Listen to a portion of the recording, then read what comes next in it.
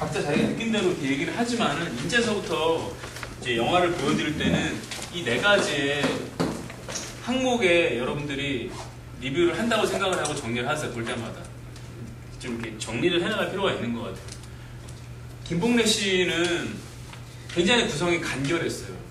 그래서 뭔 얘기를 하는지가 이렇게 다 이해가 됐어요. 어느 한 장면도 저거 왜 찍었지? 저거 왜 보여주지? 저 사람 왜 저렇게 말하지라고 우리한테 의문으로 남는 부분이 없이 깔끔하게 다 질문과 답을 다 던져줬어요. 정리를 잘 해줬어요.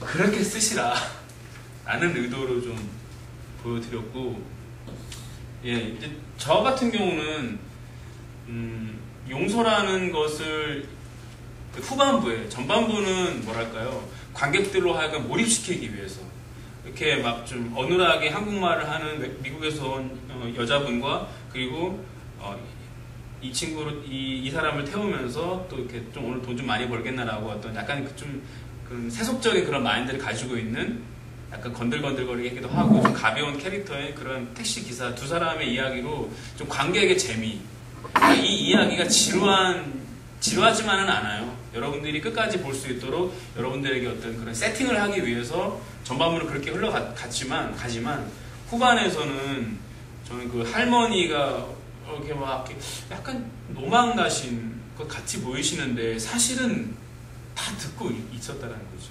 사실은 다 이 아이가 지금 어떤 말을 하고 있는지 다 알고 있는데 저는 개인적으로 그렇게 느꼈어요. 죄의식. 이 할머니는 계속 자기 아들을 그렇게 버려온 것에 대한 죄책감으로 계속 영적인 문제를 가지고 오신 것이 아니었나. 그래서 그렇게 막 이렇게 소통이 되지 않고 혼자 이렇게 중얼중얼 하시지만 계속 그 평생을 죄책감을 안고 살아오셨던 거죠. 그런 상태에서 미안하다는 말을 툭 던질 때 그 주인공이 이제 눈물을 흘리면서 가족에 대한 상처, 자신을 버린 그 할머니, 이런 가족에 대한, 그런 한국의 가족에 대한 상처로 똘똘 뭉쳐있었던 편견에 사로잡혀 있던 주인공이 그 지점에 이르러서는 자기 자신을 돌아보게 되는 거예요. 저분도 힘들었을 것이고 나만 힘들었던 것이 아니라 저분도 힘들었겠다라는, 그러니까 저는 제가 개인적으로 해석한 거예요. 그러면서 이렇게 용서할 수 있는 마음의 그 문을 조금 연 거예요. 그 캐릭터 변화를 좀 여러분들이 많이 눈여겨봤으면 좋겠다 싶은 거예요. 주로 이제 막 보면은 우리가 썼던 시나리오들은 막 문제를 벌려놓아요. 벌려놓고 노트를 한번 보고 한번 기도하고 짠 변화되어지거나, 또는 이제 목사님이 자기 얘기를 쭉 들어주고 난 다음에 자기한테 이제 폭력을 가하던 아이에게 훈계를 시키니까 그 아이가 회개하고 짠 미안해 복음 전하니까 나도 그렇게 생각해 하면서 교회 나가고, 그러면 관객은 질문한다는 거죠. 너무 이렇게 작가가 이렇게 짜고 치는 것처럼 가는 거 아니야? 너무 작가의 의도대로 캐릭터를 변화시키는 거 아니야? 근데 김봉래는, 그래도 김봉래는 수작이라는 게 뭔가 우리의 마음을 조금씩 터치해주면서 가잖아요. 많은 이야기를 안 했기 때문에 그 효과가 사는 거예요. 얘기가 이리 갔다 저리 갔다 갔었으면은 그 정서적인 느낌을 못 받거든. 근데 굉장히 간결한 이야기, 여자 주인공과 택시기사가 할머니 찾아 떠난다라는 간결한 그 스토리 위에다가 그 정서적인 내용을 살짝 얹으니까 이야기가 이렇게 산으로 가지 않고 계속 이렇게 우리가 궁금해하게끔 이렇게 흘러가더라는 거죠. 그리고 방금 말씀드렸던 그런 할머니와의 장면이 있으므로 그래, 용서라는, 물론 뻔한 이야기고 뻔한 주제를 다루고 있어요. 그렇지만 그래도 그게 내 마음에 조금 짠한 느낌으로 전달은 된다는 거죠. 우리가 그거를 유심히 보면서 할 필요가 있어요. 여러분의 캐릭터가, 그래서 제가 케빈 이야기에다가는 그렇게 적었던 것 같은데, 예슬이 이야기도 마찬가지예요. 신자만을 설득하려는 이야기를 하지 마세요. 왜냐하면 신자만을 설득하려는 이야기를 하면 계속 우리는 그렇게 할 수밖에 없어요. 문제가 많았는데 기도시서 딱 보더니 변화되었다. 문제가 많았는데 목사님이 뭐 너를 이해한다라는 굉장히 상식적인 수준의 이야기를 한번 딱 해줬는데 그 심각한 문제 갖고 있던 아이가 뿅 달라지는 그런 비약이 안 벌어진다는 거지. 우리는 불신자들한테 이 이야기를 검증을 받아야 돼요. 제가 말씀드렸죠. 이 이야기는 이 영화는 전도용이라고 말씀드렸잖아요. 그렇다면 불신자가 이해할 수 없는 내용으로 흘러가고 캐릭터의 변화가 불신자들이 전혀 와닿지 않게 돌아가면은 너네들의 얘기지라는 그런 평가를 받을 수밖에 없어요. 그러면 어떻게 되냐? 더 고민해야 된다는 거죠. 더 진짜 기도해야 되고 정말 내 진짜 중심 안에 있는 내 신앙의 그 근본을 까 보여줘야 돼요. 선생님께서 말씀해 주셨던 것처럼 정말 내가 지식으로 밖에는 줄 수 없는 것이구나. 내가 이 영화를 통해서 던져줄 수 있는 메시지가 지식으로서의 그리스도 밖에는 없구나. 인정 빨리 하라고 말씀하셨잖아요. 인정을 빨리 해야 돼요. 이걸 인정을 빨리 이걸 버릴 수가 있어요. 이 가식적인 어떤 그런 메시지. 내가 스토리를 짜내면 늘 이렇게밖에 안 나와. 왜 그러지? 본질적인 내용이 바로 그거라는 거예요.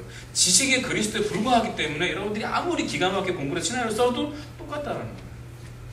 근본적으로 사람들을 변화시키기에는 지식이니까. 그래서 그걸 빨리 인정하시고 하나님 정말로 그럼 제 케빈이라는 캐릭터가 정말로 믿음이 없는 아이들이 봤을 때도 이 아이에게 공감이 되고 이 아이의 변화를 정말로 이해할 수 있으려면 어떻게 해야 되죠? 그 부분에 대한 진짜 기도를 해보셔야 돼요. 마찬가지죠. 연수의 변화도 물론 연수의 변화도 이제 비전 노트를 보죠. 비전 노트를 보고 제가 그런 리뷰를 달았을 거예요. 비전 노트를 펼 때 과거 회상 장면으로 넘어가서 이전의 연수가 지금처럼 그렇게 소극적이거나 왕따 캐릭터가 아니었고 굉장히 자신의 인생의 목표와 비전이 뚜렷했던 믿음 안에서 그랬던 모습을 좀 등장시켜 줬으면 좋겠다. 그러면 믿음이 없는 관객이 보더라도 아, 저 아이가 저런 옛날에는 그런 모습이 있었는데 여기 김복래에서는 그냥 아주 플래시백이 간단하게 나오죠. 간단하게 나오지만 그래도 저는 좀 효과적이지 않았나 라는 생각이 들어요. 여러분들한테 리뷰 들었던 것 중에 케빈도 마찬가지고 연수도 마찬가지지만 왜 그런가? 왜? 그거를 이제 케빈 이야기에서는 이제 목사님께 케빈이가 자신의 과거를 이렇게 설명해 주면서 이렇게 얘기하잖아요. 엄마 아빠가 나를 버렸고 할머니가 키워줬는데 그 할머니가 힘드시니까 나를 사이비 단체에다가 맡겨놓고 떠나셨다. 그래서 사이비 단체에 생활하다 보니까 이상한 소리가 듣게 되고 이렇게 좀 사이비가 와가지고 5년 후에 귀신이 들린다더라. 어떤 그런 상황을 제시해줘요. 그래서 그것을 통해서 이제 왜라는 것에 대한 설명을 시도하고 있는데 근데 감흥이 안 오더라는 거예요. 그 왜 그러냐면 상황만 제시해줬기 때문에 그렇거든요. 그 상황만 전달해주지 말고 어떤 더 좀 구체적인 사건이 좀 필요해요. 왜 케빈이가 영적인 문제에 심각하게 걸리는지를 일반 관객이 또렷하게 알 수 있는 이게 사람의 힘으로 안 되는 거예요. 진짜 사람아 기도해야 돼. 하나님 지혜를 부려야 돼. 뻔한 영화를 쓸 수밖에 없어요. 여러분들이 기도하지 않고 여러분의 노력으로만 가면 뻔한 영화의 수 넘어설 수 없어요. 근데 여러분들이 정말로 이 영화를 왜 만들어야 되냐는 그 이유, 영상 선교, 문화 선교라는 그 이유 안에서 여러분들이 기도하실 때 그걸 뛰어넘는 불신자를 뛰어넘는 차원의 지혜를 하나님께 받을 수가 있어요. 그때 쓰는 시나리오만이 제가 봤을 때는 진짜 여러분이 하는 것이 아니라 하나님이 여러분을 통해 하시는 작품이 나올 수가 있어요. 여기 김복래 씨를 좀 보면은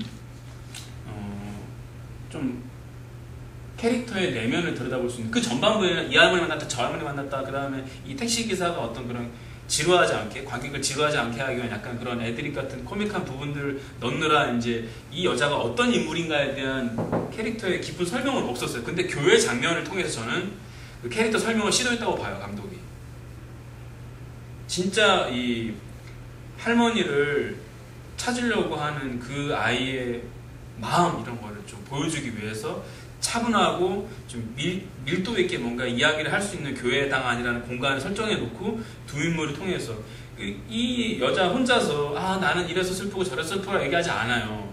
왜? 그럼 너무 작가의 의도가 빤히 보이거든. 그러니까 건들거리는 진지하지 않은 택시기사를 통해서 찔러서 이 속에 있는 것이 뭔지를 끄집어내는 거예요. 그런 좋은 기술을 쓴 거예요.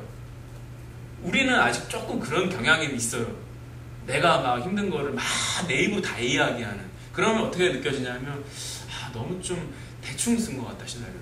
그런 느낌을 줄 수 있고, 너무 저런 애는 현실에 없는 것 같은데, 그런 비밀한 부분들은 얘기치 안 할 것 같은데, 그게 현실적이지 않나? 그렇기 때문에 택시기사가 있는 거예요. 이 주인공이 어떤 인물인지를 관객에게 전달시켜주는 매개체 역할을 택시기사를 시킨 거예요. 택시기사는 조력자죠, 조력자. 이 영화 속에서 계속 이 주인공을 도와주고, 주인공에 이렇게 툭툭 던져주는 말들이 좀 주인공한테 뭔가 이렇게 도움이 될 말들이 있잖아요. 그죠? 그런 조력자 캐릭터도 좀 여러분들 유심히 봤으면 좋겠어요.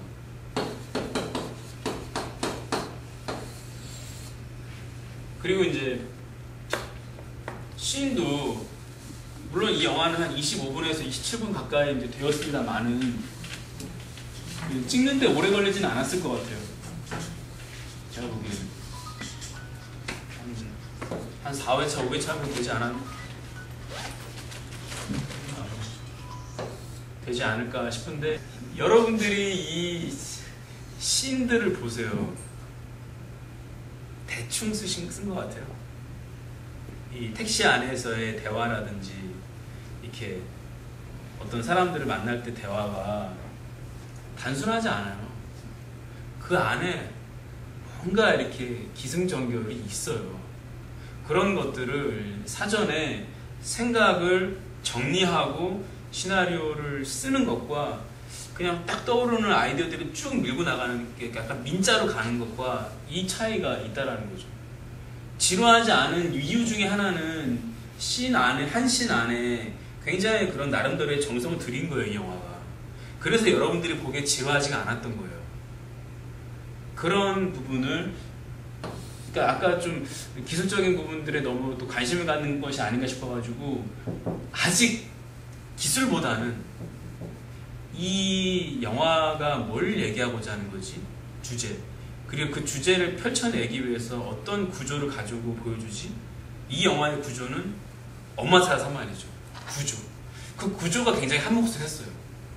엄마 찾아 사말리라는 구조가 딱 있으니까 흥미가 가는 거예요. 그런 주제를 펼치기 위한 관객을 흡입시킬 수 있는 구조를 잡고, 그 다음에 그것을 걸맞는 캐릭터들. 여기서는 참 잘했어요. 인물이 적었어요. 인물이 적기 때문에 한 인물한테 할애를 잘해줘서 그 인물이 설득력 있게 와닿는 충분한 여유 공간이 있었어요. 근데 조금 아직까지 우리가 쓴 시나리오는 많은 인물들을 등장시켜놓고 막 이야기를, 에피소드를 진행시키다 보니까 주인공에 대해서, 그리고 또 주인공을 정말로 제대로 이끌어주는 멘토 캐릭터에 대해서 좀 이 공간이 없어. 그러니까 캐릭터가 붕 떠 보이고, 별로 나는 저 캐릭터가 이렇게 와닿지가 않는데, 제가 저렇게 행동하는 것이 별로 관심이 안 가는데, 그런 결과를 좀 만들어낸다는 거죠. 소수의 캐릭터를 등장시켜야 돼요. 그래야만이 여러분이 얘기하고자 하는 주제를 깊이 있게 다룰 수가 있어요. 근데 그게 힘들어요. 저도 그 부분을 저도 알거든요. 왜 그러냐면 이 인물을 깊이 있게 보여주는 게 여간 어려운 게 아니에요, 사실은. 그래서 좀 여러분들이 교과서 영화를 좀 보라고 하는 이유가 있어요. 이 좀 말로 하기가 조금 힘들더라고요. 그래서 여러분 개인적인 이야기를 하라는 이유도 사실은 그거예요. 내 개인적인 이야기니까 내가 디테일하게 잘 알잖아. 깊이 있게 알잖아. 내 이야기를 토대로 쓰기 때문에. 그래서 주인공을 나를 가지고 활용을 했을 때 소수의 캐릭터를 등장시키는 나름대로의 깊은 이야기가 될 수 있기 때문에 제가 막 무턱대고 지어내라고 하지 않고 가급적이면 여러분들 개인적인 이야기를 좀 소재로 써라라고 얘기했던 게 바로 그 부분이거든요.